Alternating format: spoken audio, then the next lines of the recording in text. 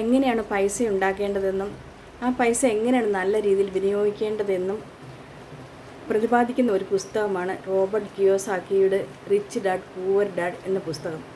Kiyosaki അദ്ദേഹത്തിൻ്റെ ഡാഡിനെ poor dad എന്നും അദ്ദേഹത്തിൻ്റെ കൂട്ടുകാരനായ മൈക്കിളിൻ്റെ ഡാഡിനെ റിച്ച് ഡാഡ് എന്നുമാണ് വിളിച്ചിരുന്നത്.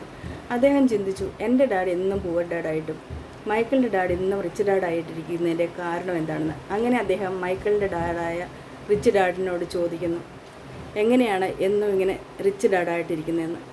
അപ്പോൾ അദ്ദേഹം പൈസ ഉണ്ടാക്കുന്നത് എങ്ങനെയാണെന്നും അത് ഏത് രീതിയിലാണ് വിനിയോഗിക്കേണ്ടതെന്നും പറഞ്ഞു കൊടുക്കുന്ന കാര്യങ്ങളാണ് ഈ പുസ്തകത്തിൽ പ്രതിപാദിച്ചിരിക്കുന്നത്. നമുക്കത് മലയാളം യൂട്യൂബിൽ വായിക്കാൻ കിട്ടും. വളരെ ഉപകാരപ്രദമായ ഒരു പുസ്തകമാണ്. പലർക്കും അറിയാമായിരിക്കും ഈ പുസ്തകത്തെപ്പറ്റി.